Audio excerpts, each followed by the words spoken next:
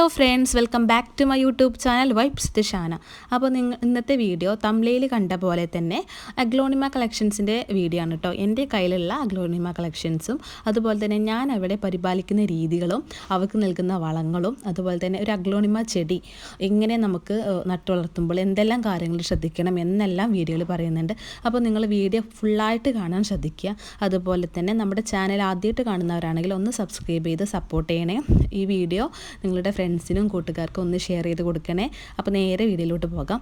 ആദ്യം തന്നെ എൻ്റെ കയ്യിലുണ്ടായിട്ടുള്ള കുറച്ച് കളക്ഷൻസിൻ്റെ അഗ്ലോണിമ കളക്ഷൻസിൻ്റെ പേരുകളെ പറഞ്ഞ് നിങ്ങൾക്ക് പരിചയപ്പെടുത്തി തരാം കേട്ടോ.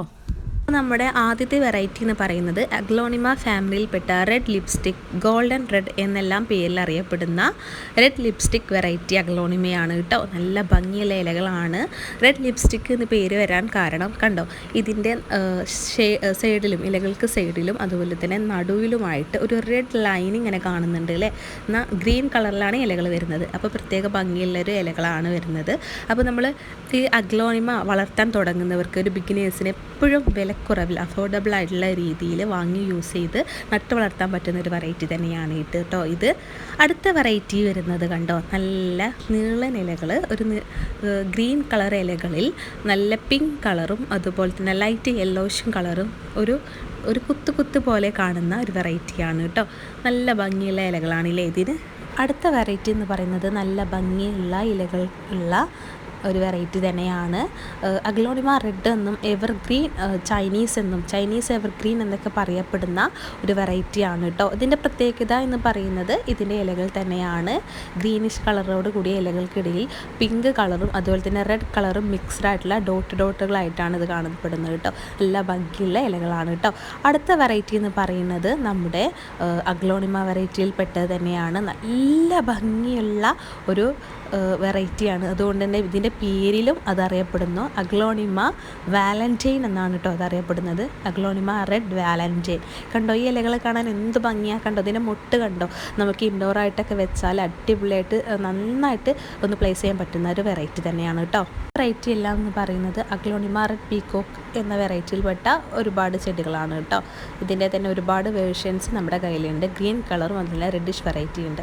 ഈ വെറൈറ്റി എന്ന് പറയുന്നത് നല്ല ഭംഗിയുള്ള ഇലകളെ കാണാൻ. അഗ്ലോണിമ സ്നോ വൈറ്റ് എന്നാണ് കേട്ടോ ഈ വെറൈറ്റിയുടെ പേര്.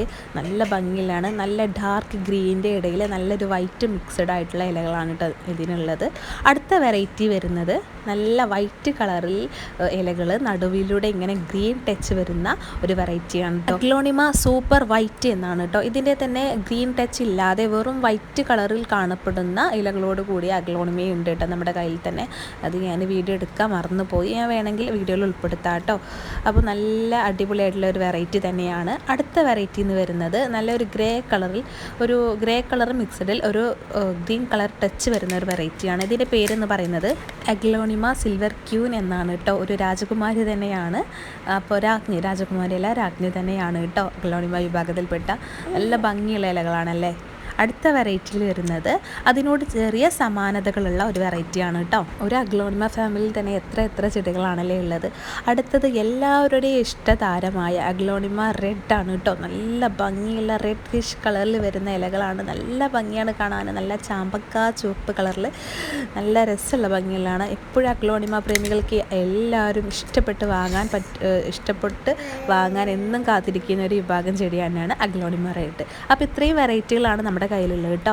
ഇനി നമുക്ക് ഇൻഡോറായിട്ടും ഔട്ട്ഡോറായിട്ടും ഒരുക്കാൻ പറ്റുന്ന അഗ്ലോണിമ നടുമ്പോൾ ശ്രദ്ധിക്കേണ്ട കാര്യങ്ങൾ പറയാം കേട്ടോ. ഒരിക്കലും നന്നായിട്ട് സൂര്യപ്രകാശം ലഭിക്കുന്ന ഇടങ്ങളിൽ അഗ്ലോണിമ പ്ലേസ് ചെയ്ത് വെക്കരുത് കേട്ടോ. എന്നാൽ സൂര്യപ്രകാശം വേണതാനും വളരെ ലൈറ്റായിട്ട് ഇൻഡയറക്റ്റായിട്ട് സൺലൈറ്റ് ലഭിക്കുന്ന ഇടങ്ങളിൽ മാത്രമേ നമുക്കിത് പ്ലേസ് ചെയ്യാൻ പറ്റുള്ളൂ. കാരണം അധിക സൂര്യപ്രകാശം ഈ ചെടികൾക്ക് താങ്ങാൻ പറ്റില്ല. അപ്പോൾ പെട്ടെന്ന് ചെടി നശിച്ചു പോകും. അത് കരുതി സൂര്യപ്രകാശം തീരെ ഇല്ലാത്ത സ്ഥലങ്ങളിലും പോയി വെക്കരുത് കേട്ടോ. എപ്പോഴും ഇൻഡയറക്റ്റായിട്ട് സൺലൈറ്റ് ലഭിക്കുന്ന സ്ഥലത്ത് മാത്രം ഇത് പ്ലേസ് ചെയ്താൽ വെക്കുക. അതുപോലെ തന്നെ ഇതിൻ്റെ ജലസേചനം, വെള്ളത്തിൻ്റെ അളവ് ഒരിക്കലും നന്നായിട്ട് വെള്ളം ഇതിൽ ഒഴിച്ചു കൊടുക്കരുത്.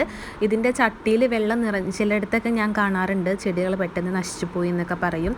അപ്പോൾ നോക്കുമ്പോൾ അവർ ചട്ടിയിൽ നിറയെ വെള്ളം ഇങ്ങനെ കാണും. അങ്ങനെ രീതിയിൽ ഒരിക്കലും ഇതിലേക്ക് ചെടികൾക്ക് വെള്ളം ഒഴിച്ചു കൊടുക്കരുത്. അധികം നമ്മൾ വെള്ളം ഒഴിച്ചു കൊടുക്കണമെന്ന് വെച്ചാൽ നമ്മുടെ ഇതിൻ്റെ ഇലകളിൽ സ്പ്രേ രൂപത്തിൽ സ്പ്രേ ചെയ്തിട്ട് നോക്കിയിട്ട് വെള്ളം ഒഴിച്ചു കൊടുക്കുക. അല്ലാതെ ചട്ടിയിൽ മുഴുവനായിട്ട് നിറച്ച് വെച്ചിട്ട് വെള്ളം ഇതിന് ഒഴിച്ചു കൊടുക്കാനേ പാടില്ല. പിന്നീട് പറയാനുള്ളത് ഇതിൻ്റെ വളത്തെ കുറിച്ചാണ് കേട്ടോ. വളത്തിൻ്റെ പരിചരണമാണ്. ഇടയ്ക്കിടയ്ക്ക് നമുക്കിവയ്ക്ക് വളങ്ങൾ കൊടുക്കണം. എന്നാൽ മാത്രം ഇത് നന്നായിട്ട് മുഷിയാതെ വളരൂ. ചെടി നട്ട് 2-3 മാസത്തിനിടയ്ക്ക് മണ്ണൊക്കെ ഒഴിച്ച് ഇതിലേക്ക് കമ്പോസ്റ്റ് വളമൊക്കെ ചേർത്ത് കൊടുക്കാവുന്നതാണ് കേട്ടോ. അതായത് ലിക്വിഡ് NPK ഒക്കെ ചേർത്താൽ നന്നായിട്ട് അഗ്ലോണിമ തഴച്ച് വളരും കേട്ടോ.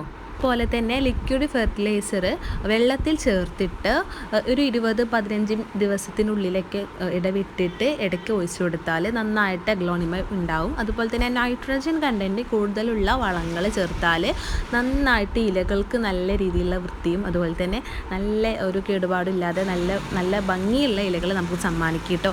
അപ്പോൾ നമ്മുടെ വീഡിയോ ഇത്രയേ ഉള്ളൂ. വീഡിയോ ഇഷ്ടമായാൽ ലൈക്ക് ചെയ്യുക, ഷെയർ ചെയ്യുക, സബ്സ്ക്രൈബ് ചെയ്യുക. താങ്ക്